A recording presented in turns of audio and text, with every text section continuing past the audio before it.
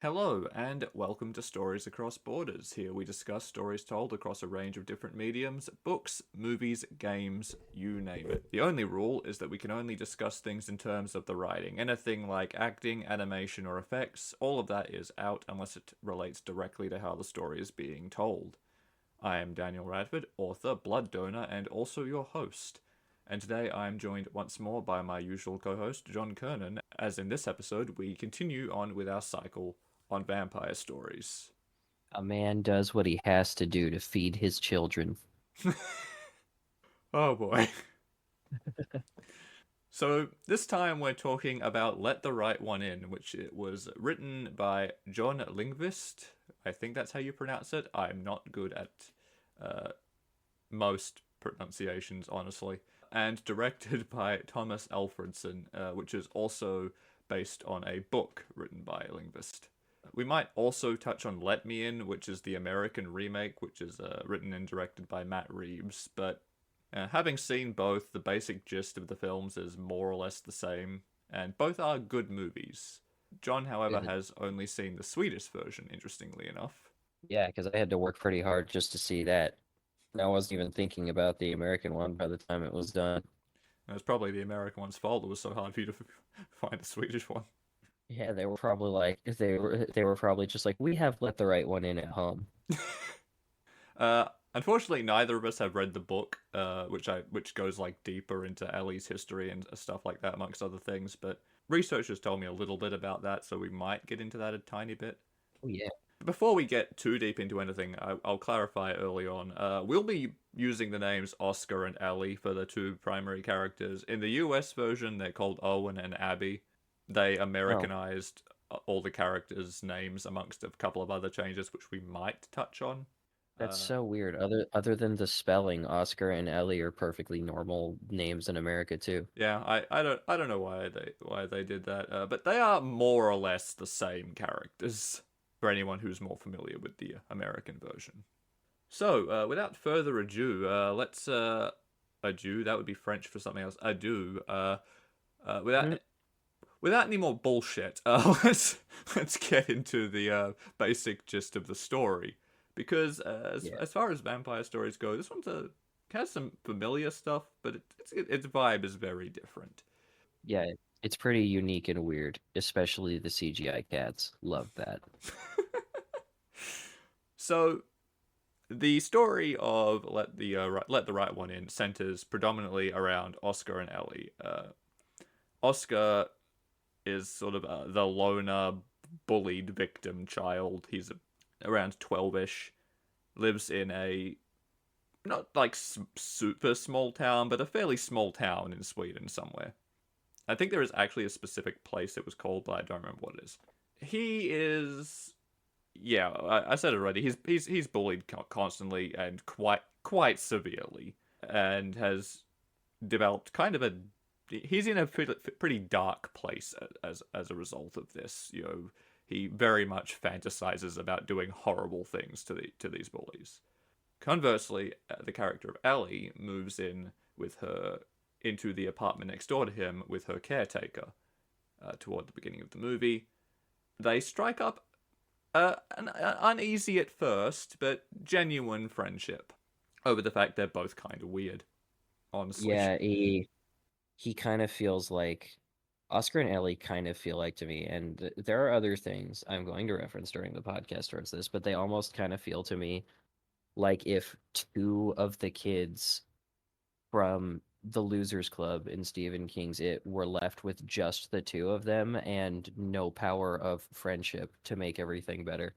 Yeah, kind of. They definitely have that kind of vibe. They're both, for their own reasons, outcasts. You know, Ellie's brand new and things like that as well, and they're both just a little odd, it seems. So they strike up this sort of uneasy friendship early on, and you know, for the first time in a long time, it seems Oscar is not alone because things are kind of tense with his family too. Like his father is a drunk. His parents are separated, and you know his mum seems okay, but he doesn't have a great relationship with her either. His mom is his mom is strict and harsh, and probably more strict and harsh than she used to be in reaction to his father's drunkenness. Yeah, And The bits with his dad just hurt because you see that every time he goes and spends time with his dad, he's so happy and so excited. And when he's sober, his dad is great and they get along so well and he takes such good care of him. And then he gets drunk. Yeah, I He think a lot, always ends up getting drunk. and I think a lot of the distance he has with his mother is because of her distance from his father. It's just, one of Yep. those sort of trickle down broken family vibes. He's a daddy's boy and he has his favorite and can't help but reflect that as they drift apart from each other. Yeah. And anyway, shortly after this, we start seeing that people have been occasionally going missing in this town, dying. As it turns out, shock, horror. Who could have thought people mysteriously disappearing and dying in a story that we've already openly said is a vampire story? And eventually, we do start seeing who is responsible for this. And as we see Ellie's caretaker, murder a guy and start draining his blood into a bucket. Although the first attempt at this is aborted by the presence of a dog that just shows up at the worst time. I love that. I love that dog. First, like, solid minute of it being there, it just It just stares sits at there, him yeah. and does nothing else. It just stares and refuses to move to the point where I thought he was going to try to kill the dog or something. Although I'm like, that would be stupid though, because then it would just bark. But like, he's just getting frustrated. He's just kind of like, go away. Stop looking at me. Shoo. What's wrong with you? Yeah, he's killing people sometimes and draining their blood with varying degrees of success. He must Wit have been really upset at that dog trying to literally take food out of his child's mouth. Well, yeah. I mean, we've already basically spoiled the gist of it. The reason he's murdering people and draining their blood is not for himself. It is in fact for Ellie, who is a vampire, and he is doing this for her. He's a serial killer for love. Yeah.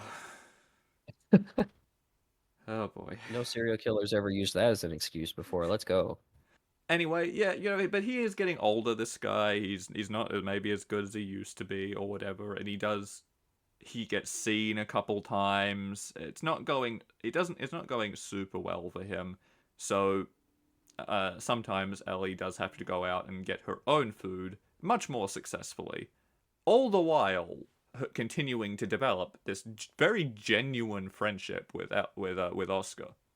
Yeah, Because she's the only he's the only person or place where she can just be a kid, even if it's only because he's as much of an outcast as her, and neither of them know how to act around people. So they know how exactly. to act around each other. Yeah, exactly. They're the only people in each other's lives where they feel comfortable with, and it's because they are both weird outcasts who don't know how to deal with other people. Yep. Sometimes the best friend you could ask for in the moment is someone who starts out as a complete and total stranger with no connection to you at all. Wow, I would never say talk to strangers. Kids, don't talk to strangers.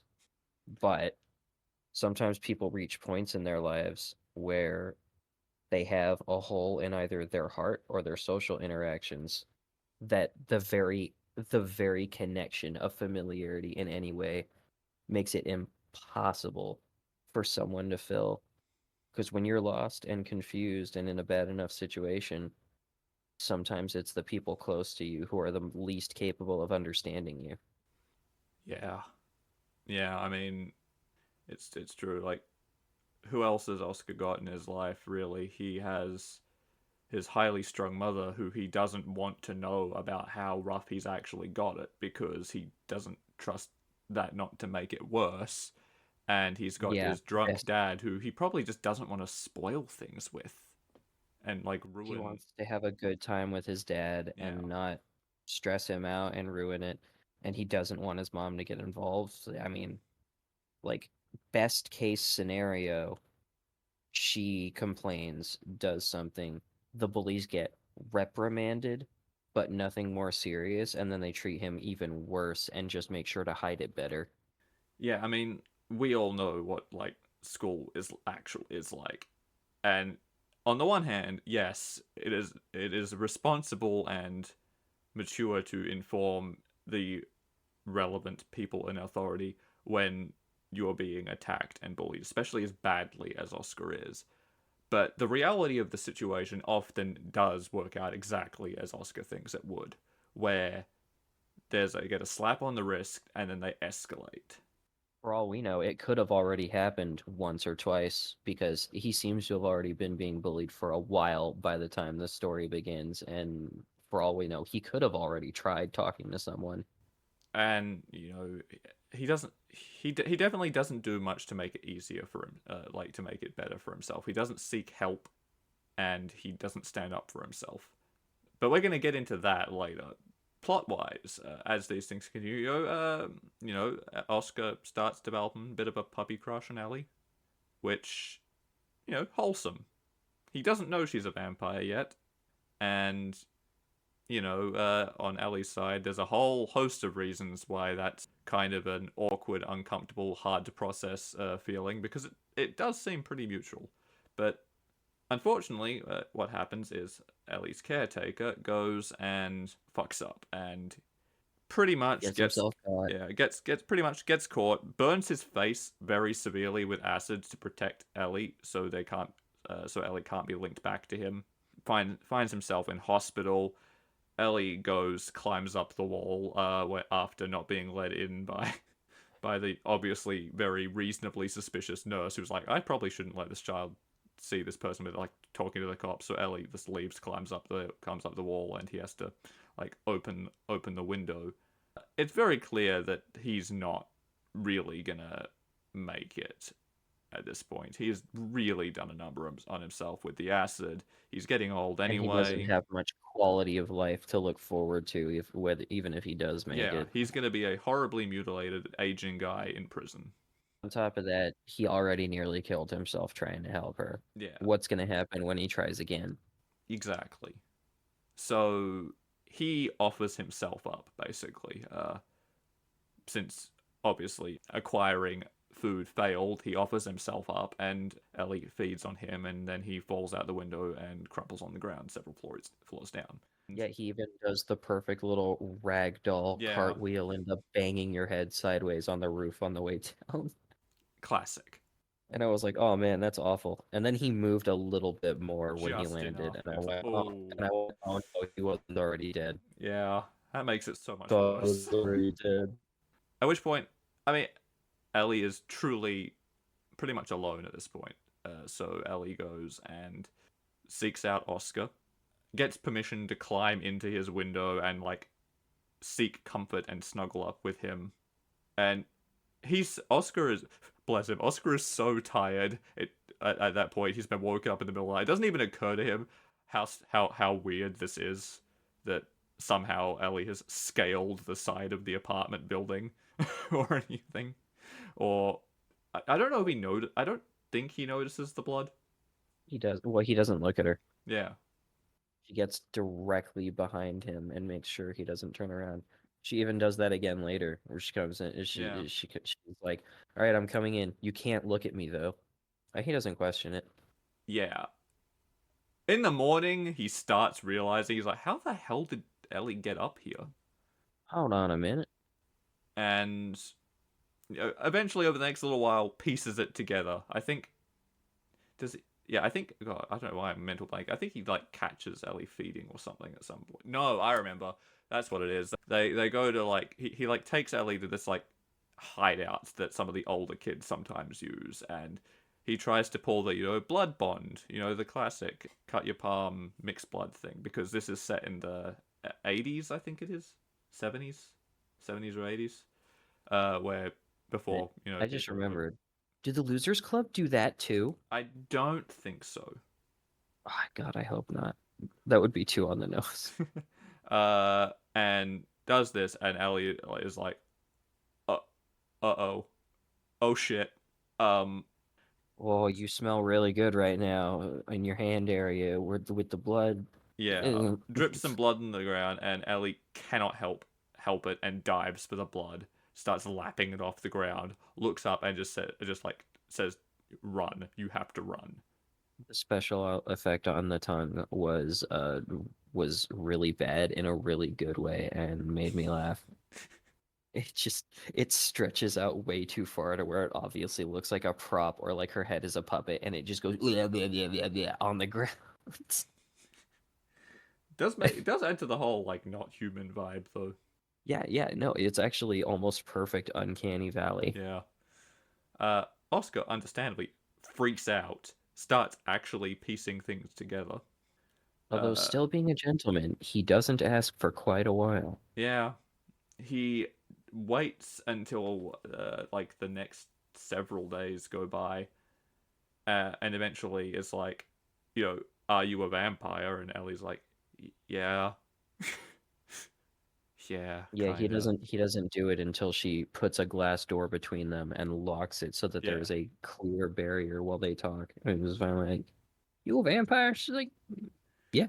yeah. Uh, How old are you? 12. I've been 12 for a long time. I do like that line. 12, but I've been 12 for a long time. Yeah. Yeah, it's a good one. Because it makes it, for many reasons, it does reduce the creep factor a little bit, because it makes it clear that Ellie is still a 12-year-old child. They just Yeah, will she always can't. be a 12-year-old child. Ellie has been, like, frozen. Yeah, Uh, the horrifying thing about child vampires in that classical sense of vampire is like biologically they never grow up. And when you put that into a realistic setting, you don't get you don't get an immortal, eternal lolly character or whatever you want to call them, like an anime would give you, because regardless of what kinds of psychological experiences you have, you can only mentally or psychologically develop so much if your brain isn't growing anymore either. exactly. So if you stop growing as a child completely and do not develop anymore forever, even if in some ways you get more mature, you can't stop being a child, not even mentally. That much isolation, likely hundreds of years of isolation on the mind of a child definitely takes its toll. That's why I it's mean, you can tell we like know it does. yeah, like we noticed Interview with a Vampire covered that. yeah, and it's a similar situation with Ellie. Like Ellie is desperate to have that connection with Oscar and is realizing that it might not be feasible at this point. But they do kind of try and explore this a little bit, you know. They like Oscar is nothing if not curious and also and genuinely still loves Ellie. So wants to figure this out, try and figure things out. So does what you do when you're a 12-year-old trying to figure these things out. Starts experimenting, like, can you come into this house without permission? Which at first he's kind of making a game out of, because he's being almost a little weird and coy about it. Like she wants to come in, she's gonna come in, and it's like, no, I'm not saying it. I'm gonna say everything except for literally giving you permission to come in. And then she starts to fucking decompress and Yeah, decompose and fall apart on the spot, yeah. and he She, freaks out. yeah, This goes, okay, you can come in, you can come in. yeah. It's the first. It's one of the first the first explicit hints that we get that Ellie's not had a good life. Being a vampire is not necessarily good. I mean, there's a lot of things through this movie that explain that, but like this is one of the most visceral examples that Ellie's existence is in a lot of ways hell.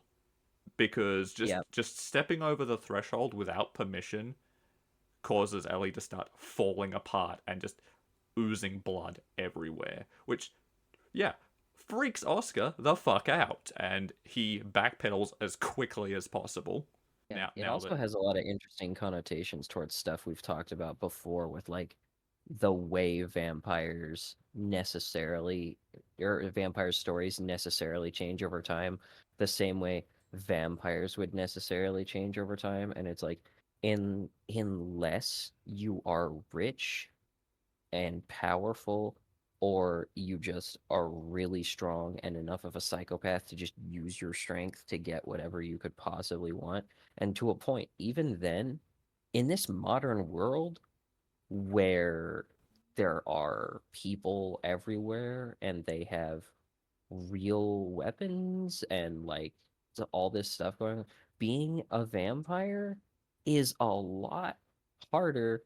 You have to be just in the right set of circumstances to make it good and enjoyable. And being a child is not that.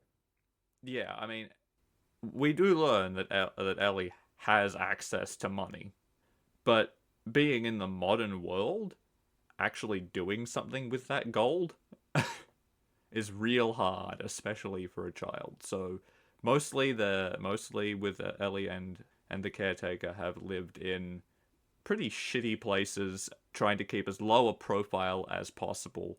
And Ellie doesn't really like the whole hunting and killing people thing. That's part of why the caretaker had to do was doing it for Ellie. So Yeah, we see multiple times where she is actually starving and only ends up killing somebody when yeah, she is starving enough to like revert to being a primal beast. yeah. Ellie is a very interesting like middle ground almost between the classical kind of Dracula kind of vampire and the more modern interpretation of the tragic vampire. Like Ellie maintains a lot of the classic vampire traits, all the classic vampire stuff, except for the magic, I guess. Technically, we haven't seen how she reacts to crosses, I don't think, but Yeah, not really important. yeah. But mentally, and like the more emotional side of that is much more on the more modern side of things, which is interesting. But yeah, Ellie is covered in blood, and obviously would like to no longer be covered wearing blood-soaked clothes, so goes to fix that. And Oscar, being a 12-year-old boy, pervs on Ellie because, of course, he does. Uh, yeah, this is one of those weird bits in the movie. Yep. Anyway, so here's the thing I'm not about Ellie. surprised Oscar did it though, because I'm not I surprised think either. not to do the nature versus nurture thing, but it's also clear to me at least that Oscar has at least something along the lines of like I almost want to call it like developmental sociopathy. Oscar is not a sociopath, but like the stuff, some of the stuff he's going through and the emotional detachment is like it's giving him sociopathic tendencies here and there. Like part of why he's able to accept Ellie isn't just because he loves her so much, but because he actually really doesn't care that much about the people who are dying. Yeah, He feels almost nothing about it. I mean, it's at a point, right, where the thing is, and I mean, this becomes relevant, is that it's not even that Ellie is a girl. It's just that Ellie is there, the only person that he has any kind of connection with. The gender does not matter, sex does not matter, which is probably a good thing for him because Ellie is not, in fact, necessarily a girl. Not unfortunately for Ellie, Ellie was born male and mutilated. I'll spare you the exact details, but you can probably figure out what was done to Ellie, which leads to Ellie mostly leading a female life at this Yeah. point. The book Yeah, it's pretty goes, heavy when they tell us yeah, that. and of course that's just that. The book apparently goes into more detail about how all that went down. It was like a like some sort of like elder vampire lord that did it for some reason, I think. But yeah, Ellie's had a rough fucking life. Where's our interview with a vampire style prequel book that just follows Ellie when she was going through a bunch of pure vampire stuff? Yeah, good question. Get on there, Lindqvist. But yeah, all this goes on, and things are going okay for them for a little while. They're figuring the vampire thing out, and Oscar is realizing that he was scared at first, but he really doesn't. He doesn't care about the born male thing. As a side note, the movie I think mostly does still address Ellie using female pronouns. I am always unsure of what I should actually be using at this point, so you probably noticed like 10 minutes into this episode, I was like, actually, should I be using? And just started using Ellie's name a lot. Yeah, it's a little weird because as far as we know, Ellie comports and acts as a girl for the most part, but at the same time, Does Ellie it? didn't have a choice, obviously, and Yeah. all that. So we don't know I mean, how, I think like, we can probably like I think it's probably okay to use female pronouns because they do throughout most of the movie if when they use them, and Ellie doesn't seem to be against that, although they do also explicitly say to Oscar several times, I'm not a girl, which we think at the time is vampire, but actually it's much more complicated. Somehow that's more complicated than it being a vampire thing. first it comes off as really just saying, I am not a person, I am not human. And But then it's like, no, no, uh, more literally than that, but also not completely yeah. literally either.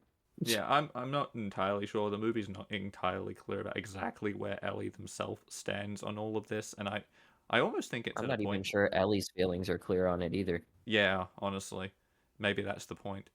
But yeah, as far as Oscar has gone, Oscar is realizing he doesn't care. Uh, He just cares about Ellie. yeah, uh, Nothing more, nothing less. Ellie being Ellie is all that matters to him because, again, she is the only person he feels any connection to, and that outweighs the fear. It outweighs the death. He does not really care about all those other people. Ellie is much more important. Despite Unfortunately, all the stuff we said earlier, once he starts to care so much about Ellie, he almost doesn't even care about his parents. I would yeah, say he still does, but like even his dad, who he loves spending time with and appreciates, he doesn't really have a connection with him either. It's no, just Ellie. She's or well, she or they is all there is for him. yeah, He would leave with Ellie in an instant if he was asked to. yeah. I mean, I think that's part of why like the reveal is important for him because like he does early like Ellie does say what if I wasn't a girl, and Oscar does sort of say earlier on, I don't know, I'd feel the same, I guess. And like I think the important thing for all that for him is like yeah, it's true, it doesn't matter. He's never once thought about it, and he hasn't thought about it out of ignorance. It just doesn't matter. It only takes him like 5 seconds of actually thinking about it when he's confronted with it. Yeah, unfortunately, whilst things are starting to like settle down for them, they're trying to figure their stuff out a little bit. Ellie has been seen feeding, and unfortunately the same guy basically keeps like stumbling into the aftermath of Ellie's feeding or catching her in the act. We get a point where And he just wants to watches. smoke at home with his cats. Yeah, we get to a point where like he watches his wife get bitten by Ellie when she is desperate for food. She flees. The woman survives and starts becoming a vampire, and he has to help his wife kill herself via sunlight because she's realizing what's going on and doesn't want that to happen to her. Uh, The doctor does it actually. She oh, is it? tricks the doctor. Yeah, He's not no, even in the right. room No, when it you're right. happens. It was the It's doctor. just it was just assisted suicide, and that also gives some good context to how much being a vampire in this world sucks because it takes this lady not even an entire day to figure out how much being a vampire would suck and that she's becoming a vampire and that she doesn't want to deal with all that. Yeah, and choose She just self-immolation. pieces out. And wow, that was one of the most violent self-immolations I've ever seen. That looked like something coming out of From Dusk Till Dawn, not this like down to earth, It's low down like to earth and Loki as a vampire story can be. Yeah, low activity, low violence vampire story. She doesn't just burst into flames. She becomes a pillar of flames shooting into the ceiling of the room. I was like, what? yeah. Damn. Now we know why Ellie's never seen in direct sunlight. And I referenced it earlier.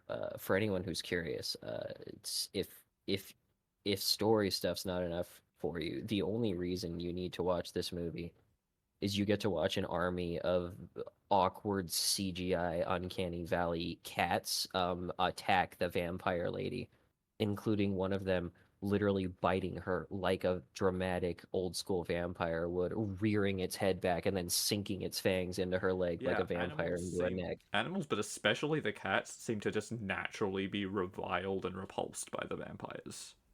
I Or the hated vampire mostly, everything but before that. I mean, I don't like that scene in general, but I hated everything before that scene, earlier in that scene, especially. Like, I don't know why, something about seeing like four dudes just talking about dumb stuff, drinking and ranting, and all of them smoking inside the house in the same room at the same time made me feel disgusted.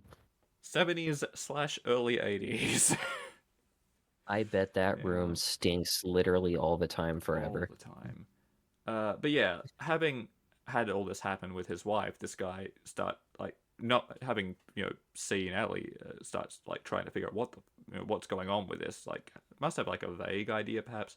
Finds where they I don't know they live, and whilst Ellie and Oscar are there, Oscar has sort of like got in there and has like found a note like, "Hey, I'm huddled up in a bunch of blankets in the bathtub. Don't come in. Sunlight bad," basically, and is just hanging out there when this guy shows up. He is planning to kill Ellie at this point. Finds where Ellie's curled up in the bath, is preparing to. Oscar sees this, sort of calls out, warns Ellie. Ellie wakes up, just rips this guy to shreds. Oscar walks up and just like shuts the door. Yeah. It Oscar Oscar accidentally proves that despite his complete emotional disconnection and his unhealthy fantasies towards the bullies and people he hates, he actually is not at all a killer. Because even in the one moment that would push him to kill more than anything, he didn't have it in him to do it. All Yeah, he could do was close the door and let what was going to happen once protected Ellie. yeah. At which point, Ellie realizes the cover's basically blown. I can't stay here, and it's heartbreaking for both of them. But Ellie chooses to leave, and that's And when not to things take get. Oscar. And that's when, and not to take Oscar, and that's when things get very bad for Oscar because you may have remembered we mentioned earlier on that Oscar is bullied relentlessly and viciously. What we forgot to mention, because we were talking about all the actual vampire drama, is he sent his bully to the ER, cracking him across the head with a huge stick Yeah, when the bully was about to try to push him into a frozen into the lake. freezing water. Yeah, finally takes some of Ellie's advice about standing up for himself and fighting back. And to be fair, he warned him too. Yeah, he did warn him, The bully literally went, "Oh, what's that stick for, big boy?" And he said, "To hit you with if you try anything." and And he then the bully tried stepped something. forward, and he did. Unfortunately, the bully is a bully because his older brother is an even bigger psychopath than he is. Yeah, his older brother is in an actual like psychopathic criminal. Yeah. So with Ellie gone, Oscar alone again, the bully boy, his older brother, and a couple of kind of pretty much unwilling tag-alongs at this point. Like they're doing it, they're making the choice, but they're not happy about this. They're doing it out of fear more than anything. Set up an arrangement.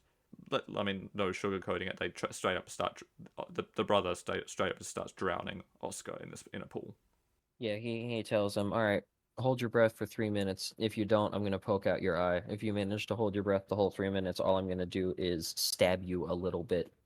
And yeah, obviously Oscar can't do that. He's starting to drown. Luckily for Oscar, Ellie could not stay away because losing that bond hurt Ellie just as much, if not more. So Ellie came back, blessedly at a very convenient time, sees this, and goes full fucking vampire mode. Someone should play the Jaws theme in reverse for that scene. Yeah, we don't It's just actually. what you expect to happen in a Jaws movie, except the camera is underwater and the violence is above water. Yeah, we don't see the violence really, other than bits of Psycho Boy getting chucked into the pool, and then And then Ellie. we realize the arm still holding onto his head is just an arm. Yeah, then Ellie helps like get Oscar out of the pool. There's just this one kid sitting in a corner like crying, just going, "Oh my god, what is going on? I didn't want to be here." The one Uh, kid who had nothing to do with it and couldn't even bring himself to get involved gets spared. yeah. physically, not emotionally. No, he's gonna need a lot of therapy. And yeah, at that point, Ellie and Oscar run away together. The final scene we see of them in the movie is on a train. Oscar with this big crate which is containing Ellie, and them doing this thing that they've been doing through the entire movie is like communicating in Morse code through the walls of the apartment. Yeah, Which, as it turns out, I know what they say to each other in that scene at the end of the movie. The I can't remember who taps first. I think it's Ellie taps first. One of them basically taps the Morse code for kiss, and one replies small kiss back, which is cute, but context of this being off the back of a murder does make this a bit. Well, self-defense murder. Well, defense of another murder. It's complicated, and that's something that we're going to get into, because thematically and morally and a bunch of other things we can finally, now that we've recapped all that, actually get into like breaking this down a bit. This might be a longer episode. Mhm. We're already 40 minutes in, roughly. I picked this movie, which I like this movie a lot. I'm tempted to pick up the book at some point, just out of curiosity. It's it's very different, right? It doesn't feel like any other vampire media I've come across.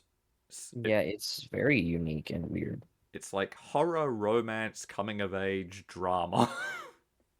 Yeah, I'd say that sums it up pretty well. Yeah, and it is all of those things in equal measure in some ways. That you could say like there's a lot of violence and murder going on in the background, but it's almost like the vampire element of the story is secondary to what is to the like bond that is forming between Oscar and Ellie and them dealing with their various circumstances. Like the vampire thing is important. It is the crux of it all in a lot of ways, but it's also secondary in a lot of ways, which is kind of how Oscar ends up feeling about it. Yeah, it's I look forward to the future of having this brain in my memory because the on paper premise of this movie is so far off from the experience of watching the movie, despite literally technically being true that it might as well be a lie. Yeah. Just like the synopsis for this movie is like bullied outcast boy meets a cute vampire girl next door and forms special connection with the only person who understands him, and it's like that's true but also so very not what watching this movie is or feels like. Yeah, if you go into this expecting like tween Twilight, that's not what you're going to get. It's the description, even just looking at the actual literal descriptions any service uses for the movie, it tells you so much nothing about what watching the movie is going to be. it's it's truly its own beat. Like the synopsis, it doesn't lie to you at all. It is completely accurate, and yet at the same time, the movie is the story in general, because of course it's written by the same guy who wrote the book. It's so much more layered and complicated than what that basic premise. Like you go into that and maybe you're thinking it's going to be like some cute little schlocky story, and it's like nope, there's horrifying violence and some very complicated moral stuff going on in this movie, and I don't even know where to begin like thematically. It's almost like there isn't a theme and it's just a vibe. Yeah, it's vibe is a good way to put it. It's kind of hard to put it into words beyond doing either your meanings or just literally what happened. Yeah, I think a lot of the crux of it of the movie is definitely based on these idea of like what isolation does to a person, how important it is as a person who's been so isolated to find that bond, especially with someone who understands what you've gone through.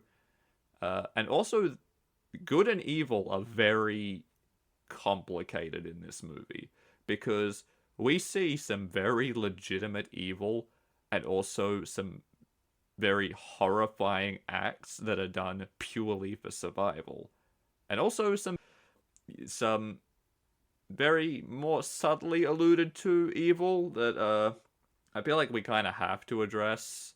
It's not gonna be it's not comfy, but a lot of this in the movie. And so let's talk about the caretaker for a minute, and then get into stuff that we're going to enjoy talking about. Mm, yeah. Uh, it's only implicit in the movie why Ellie's caretaker is so devoted to Ellie. In the book, it's a lot more explicitly explored, I believe, that the caretaker is not interested in Ellie as a child figure. I mean, Uh, or rather, he is, but not in a parental way. oh, Yeah, he's a sick man, and yeah. I mean, I got to like from a purely like philosophical narrative perspective, right?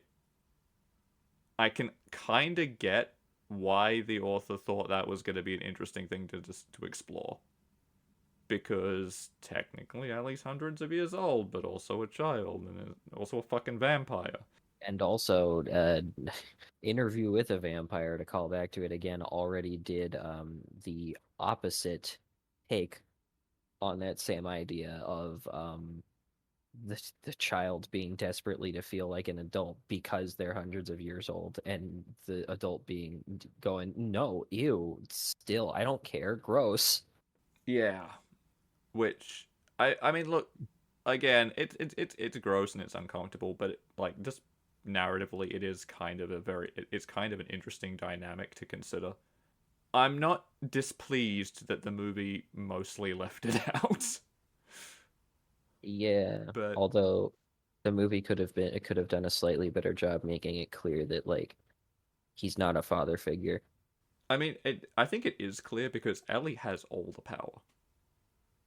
Like it's very clear in that Ellie is controlling that relationship, and I Well, and yes like and no, because we never see her send him out. We never see them, for the most part, really talk about what he's gonna go do. He is just out when he fails, Ellie looking does kind of let him have it a little bit, a little bit. and it's like I think Ellie does care about the caretaker, but She definitely has some sort of place in him, or for him in her heart, for like everything he's done for her, if nothing else. and it and also just because it's despite how fucked he is, how unwell he is as a human being, that is home. It is a place where Ellie can belong, and I think that's the important part of that dynamic. That's true. Yeah, the only home she's really had for probably a very, very long time.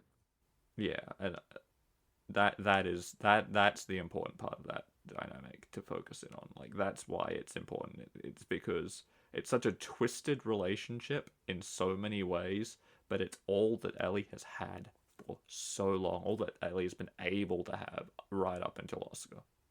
So yeah, there's that. We've got that out the way. Now we can actually talk about Oscar and Ellie a little bit because they are very good foils for each other in a lot of ways. We are introduced to Oscar, you know, with a knife, stabbing a tree, fantasizing about murdering his tormentors.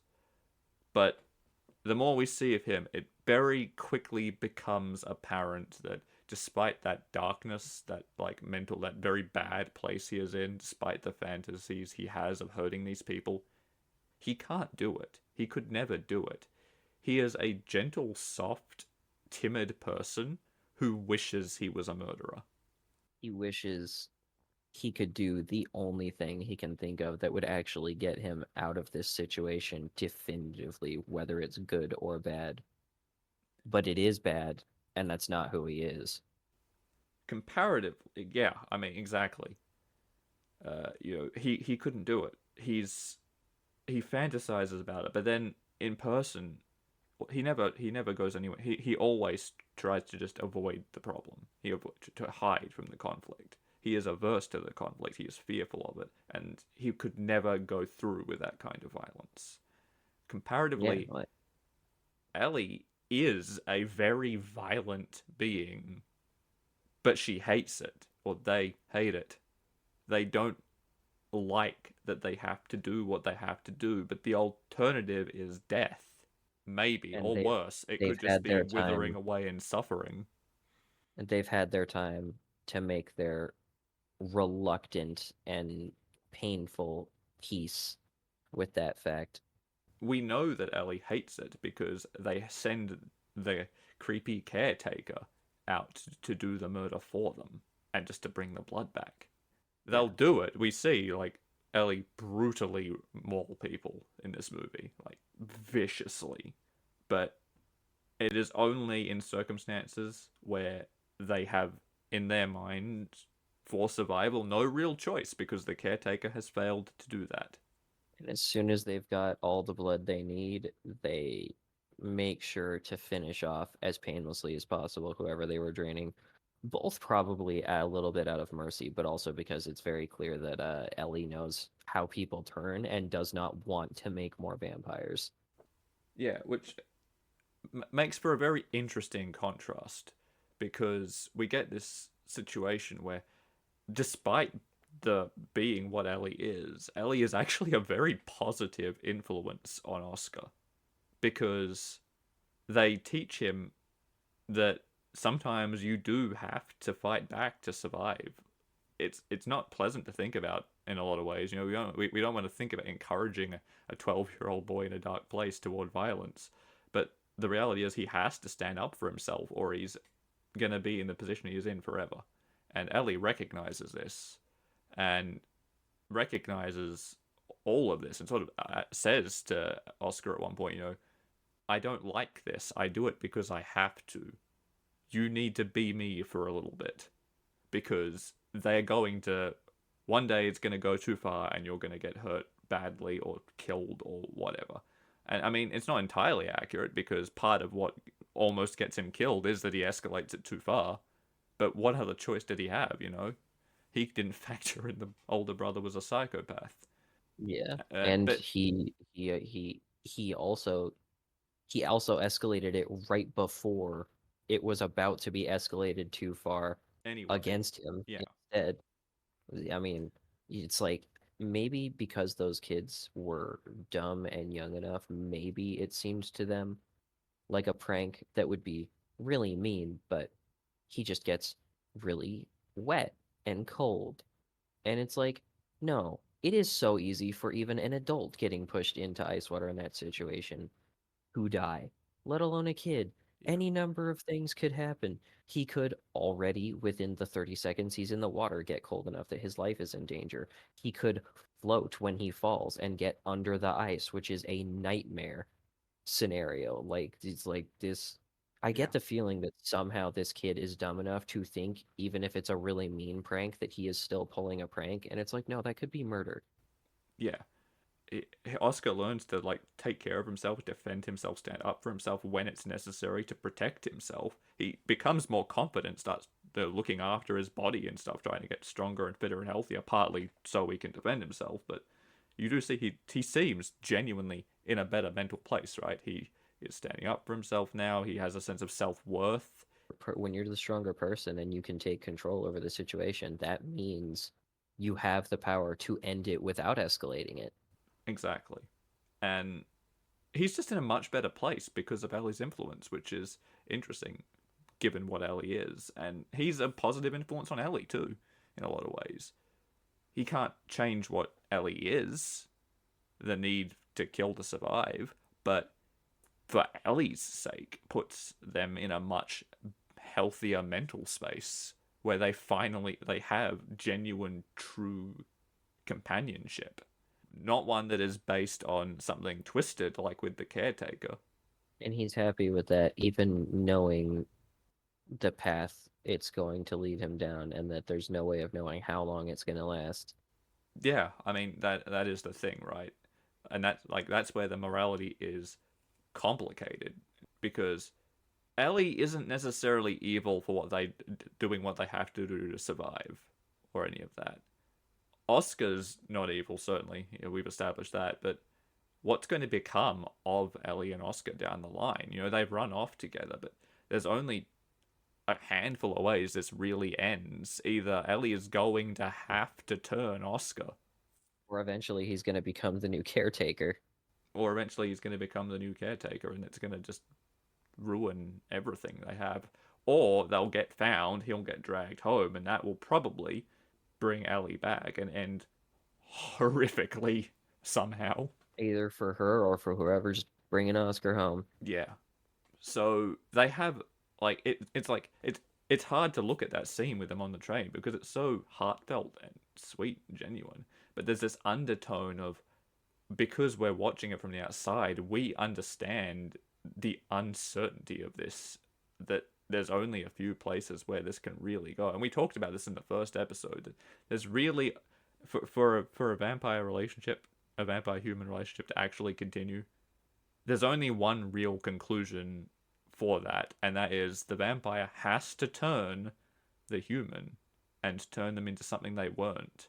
And it's a lot stricter and harsher in a situation like Oscar and Ellie are in, because in pretty much all the other human vampire relationships we see, at the very least, the vampire is an adult. And no matter how much older than them physically the human gets, the vampire is going to be an adult who is old, and even if they look young and pretty, and that keeps the age thing from being weird. Yeah, But here we they're have, on a not time only is limit. Oscar going to age past Ellie, Oscar is going to stop being even in the same stage of personhood that Ellie is in while Ellie remains a child. Yeah, so they're on a time crunch as is, and the reality is we've established Oscar isn't a violent person. He can't go through with it. So he's going to have to change that part of him dramatically for to stay with Ellie, because either he's going to have to become the new human grown the human caretaker, which isn't really feasible because he's going to be a missing child. They're going to find him, or he's going to have to be turned, which is really the only viable option for them if they're going to stay together. He And is, no matter what, their future means a lot more people, probably mostly innocent people, continuing to die so that they can have that. and it's like you part of you wants to root for them, but part of you is like begrudges it almost because it's like, is it fair? It's not fair for all these other people to have to die so you two can have your happiness and survival. But at the same time, like they've both suffered so much, especially Ellie. The rare case of a happy ending that has almost no way to be a happy future. I mean, I feel like a lot of happy endings have that, but it's so felt, you know. Bittersweet, it doesn't feel the right way to describe it because the movie ends, it is a true happy ending, but we know logically, if we think about it for a moment, what the future holds. Yeah, they got what they wanted. They're happy together. They're almost literally riding off into the sunset together. But there's no happy, smooth, and peaceful directions for that to go in. It's a very short-lived happiness I mean, not from necessarily. almost all angles. Like, I mean, All, they'll have each other, and that's good for them. But I mean, it's gonna definitely suck for Oscar getting used to being a vampire. And again, he is not a vampire at the end of this movie, but it's kind of a foregone conclusion. He's gonna either be found or become a vampire because that's just the way it's gonna go. Maybe at maybe he becomes the caretaker, the new caretaker, but in the long term, that's unlikely, honestly, and has a lot of weird connotations in and of itself. yeah, he, that would turn into that would almost turn into him becoming the caretaker, completely, including the bad ways. Yeah, it's heavy. I think that's the best way to describe this movie is heavy. Yeah, It's and that's kind of why I love it because it's a pretty good movie. yeah, like I don't know if I'd go like I'm not some to throw around the term like masterpiece as lightly. Very few things deserve that title. But if there's an echelon but just barely below that, this story probably deserves to be in there just because it's so different and so well written and all of the subtext is there, you know? It's layered and complicated and very well written in the way it is layered and complicated. You as the audience are presented with the reality of the story. and it's kind of up to you to decide how it makes you feel and where it sits with you. The story makes it very clear that other than the murderous psycho children, there's not really any evil here in the normal sense. It's a lot more, even with the little bastard. He's been made what he is by his literal psychopath brother. It's it's very much left up to interpretation, not the facts. The facts are not up to interpretation. It's not that kind of story. The facts are very clearly presented to you, but it's up to you to decide what those mean for you as the audience member, as the onlooker, how they make you feel and what you think about them. It's a movie that makes you think, and that's cool. I think stories that make you think, even about weird hypotheticals, are usually the best stories. And I think this movie is really good for making you think simply because, like, although during some of the weirder, slower bits, I could say this as a criticism, it's definitely a huge strong point in the context of making you think. This movie's not trying to tell you to think or feel anything. It is literally just showing you things happening.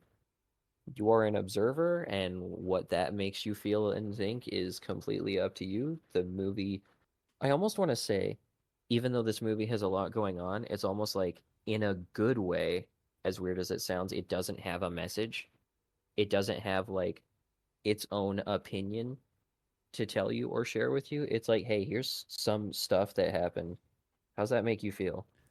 Yeah, like we said earlier on, right, that this movie, and I assume probably the book as well, is about the vibe almost more than anything. And that this is what we're talking about when we say that when we said that. It's that it's not waxing poetic really. It's not presenting you with a situation and saying this is the message, this is the right, this is the wrong, this is the good, the evil. It's not even saying morality is grey, because it's just saying this is the lives of these characters as they stand, and opening the door to you to think and feel about it. And as a result of that, it carries just a very different feel to every other vampire story I've come across. Yeah, because Because every other one I can think of, even the ones that don't have strong messages, are still at the very least telling you a story. This movie, it's not even like even the book almost. It's I would almost say I bet if it has the same kind of vibe that even the book feels less like you're being told a story and more like you are watching a story. If the movie is just watching a story happen, then I get the feeling the book would just be a direct transcription of events that happen to you. And although that sounds like it could be boring and overly literal, it's executed well enough here that it's not. It's almost a positive thing, but really more than being positive or negative, much like the story and the characters, it just is. it's almost it feel it you know what it is? Part of it is But it's almost like watching a biopic. Like a good biopic, not one that's been fucked around with to have like a message of this is good evil. It's just it's almost more like it almost feels more like a documentary, like a docudrama biopic kind of thing, where it's just saying these are these characters' lives. What do you yeah, think? it's like it is a historical biography that is completely and utterly fictional. Yeah, and somehow that makes it work, and it's just enrapturing. Like even if you don't love this movie, I feel like it's hard to not get pulled into just the feel of it, the atmosphere of it, and to think about it. It's a very singular thing. I can't think of any other media I've come across off the top of my head that's quite like it like this. You know, It's refreshing to have a story that is just a story. yeah, like it's funny. Like I'm all about the idea of incorporating messages and philosophies and things like that into a story. Somehow this one doesn't do that and makes it a strength. Yeah. I It's I I guess it helps that it's I guess it helps that it's intentional, but I also think it takes a very specific mindset and probably a very well thought out process to go through. You can't you can't accidentally not say anything at all as like a statement in a movie. And I'm sure if I managed to think of any examples that did, they probably wouldn't be very good. Yeah. Normally, when you say a movie doesn't say like a story of any kind is doesn't have anything to say, it's because it's hollow spectacle. It's because it wants to have something to say, but it doesn't. And what it does say is no value, no meaning. This this is the exact opposite. It has no clear no real clear message, and the morality that we see is incredibly muddy and complicated. It's just about getting drawn in and being part of the along for the ride, being part of the experience, and just getting lost in the feelings and the thoughts and seeing where it takes you as the audience. And I And that's mean, great. yeah, I mean, I applaud it. It cannot have been easy to nail, especially like the guy who wrote this, Lindqvist, right? Wrote the book and then decided he was gonna do the screenplay himself, and had never done screenplay before. Nailed it. Yeah, Obviously somehow. helps it First with his try. story, but Yeah, yeah, I mean, yeah, but at the same time, he's not a filmmaker, and yeah, he still nailed it. like so, yeah, John Lindqvist, applause, good job, Bravo, man. very I want to talented see more of individual. his work. Yeah, I'm curious what else he's done. But on the note of that, I do want to take just a brief moment to talk a little bit about the US version. And now I know you've not seen it, so I won't go too much into it. Go for it. Uh, Tell me about a big for no reason Americanized names. Yeah, well, I mean, the main other than the name, the main thing that they changed in the movie, the US version, is that Abby is was born female, was always a girl. Which, Oh, yeah, which I mean, it doesn't really take that much away from the story necessarily, but something about making that choice just doesn't sit right with me. yeah, like it, even though Ellie's situation is very weird and not strictly trans or non-binary, it's very muddied.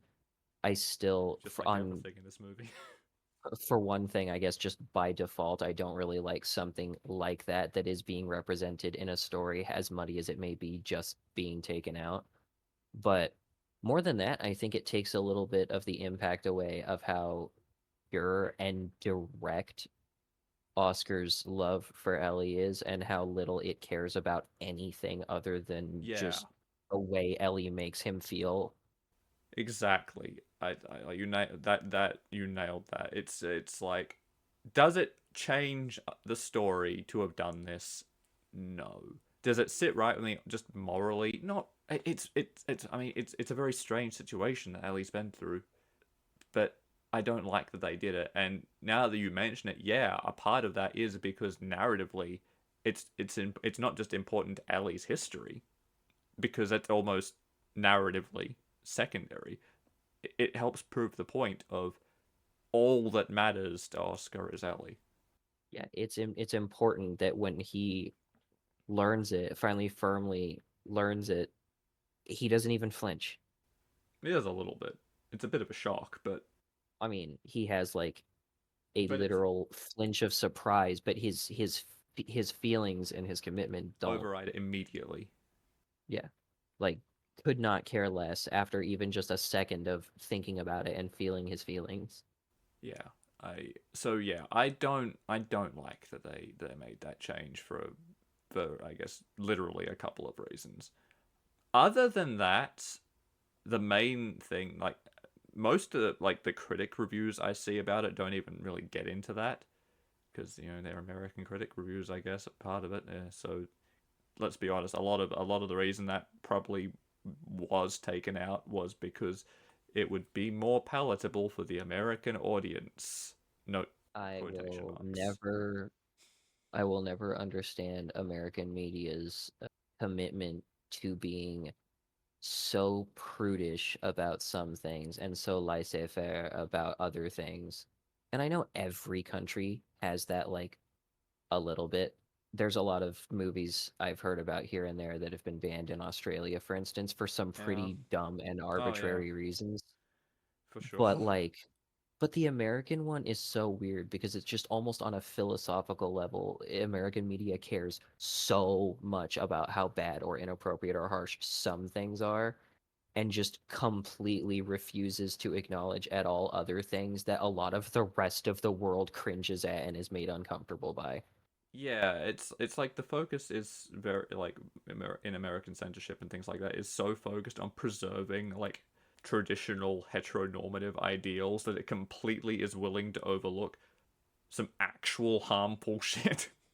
Which is weird because other than in specific bad communities, American like society as far as just people has been really open and accepting of specifically like the gender stuff in most, not regressive places and parts of it for a long time. And the media just won't. Yeah, I don't know. I don't like. I'm not an American, so I can only comment so much about it. But yeah, it's not that different here. It's not quite as extreme, but I don't know. I don't, there are some things I don't get. But other than that, the main the main criticism I see, in fact, most of the criticism I see about this movie is it didn't need to exist, the US version. And I think about that, and I'm like, did the US version need to exist, especially in with the changes it did make? No, it really didn't. Unless for some reason the original was actually banned before the American one was I made. don't believe it It, was. I want to say it should. I don't know. I don't know why it would have been. Yeah. There's the movie, despite having very heavy subject matter as far as like quote unquote appropriateness in showing media, there's actually very little that's like iffy and or anywhere near taboo in the movie. I can't think of a real reason for it to have been banned or region locked or whatever, but I had a audience. If you decided to look into this, go the right way. I had a bitch of a time watching this movie and only ended up being able to actually do it for free because the studio that made it has a YouTube channel. And if you subscribe to their YouTube channel, it's one of the movies you can watch on it. And I was able to get a free subscription and watch it real quick. Everything I was trying to do before that was a hell of a time getting a hold of the movie. America doesn't want me to watch it. I should have had a VPN. Where's Should our have ad watched. Should spot have for watched it. Atlas VPN? Unfortunately, I don't think they're interested in us right now. One day maybe. If I But had a VPN, this would have been easy. Pay me, I give me money, but I please. will say this for the American remake, right? There are changes in it I don't agree with, and objectively, no, it didn't need to exist. But it is a solid remake and a well-made movie, and I am glad that it does exist, just so it can bring more attention to this story, that and bring more people to it that might otherwise have missed it, because it is such a singular, unique entry into the And there long are so history many of vampire people, stories. and there are so many people who would never encounter this esoteric, weird little Swedish story. Otherwise, exactly. So, for that reason alone, I'm happy the US version exists, because it's a story that I feel like I don't want to say needed to be told, because it really didn't, but it's such a singular, unique story that I'm just glad that in some form more people will have experienced it because that US version exists. Even if It's it an is interesting story that has value, and in a way, by virtue of not saying anything, it does not need to exist even in its original form, but I would definitely say it should, and I'm glad it does. well said. On that note, though, that's pretty much our time. We've actually gone over our usual time limit, but we'll see what happens with editing. Um, You're having a good time. yeah, I mean, it's again, despite saying nothing, it's such a layered and complicated, like quotation marks saying nothing. It's such a complicated, layered story. It's hard not to talk about it for a long time if you want to break it down It purely. almost gets this special layer of realism from not trying to say anything from it, because like that's how life is too. You just experience life, and you learn a lot, but life isn't some conscious presence, at least as far as the everyday day to day constantly trying to teach you lessons. The stuff is happening and it's there for you to take whatever you want from it And on like a basic existential level, and so is this movie. yeah, and because you the way it's designed pretty much encourages you and puts you in a position where you take your own stances and meanings and feelings and interpretations from it by design. It's impossible not to have a pretty complex conversation about it, because I won't say no two people will have the same opinion, because that's not true, but chances are high that two people who watch this film are going to have very different experiences. Yeah, um, and that's cool. and that is very cool. For now, though, yes, we will leave that there, because I mean we could probably keep talking about this story, breaking it down bit by bit by bit for hours, but that's not really what we do here. We do try to keep it, palatably concise as much as we can. So if you are listening to this over on Spotify or YouTube, whenever it gets over there, I also put these podcast episodes out on my site, radfordwrites.com. That's actually where most people find it, believe it or not. But just in case, it's there also. And what else you can find there? You can also find the various stories I write for the podcast, and a couple of other little things as well.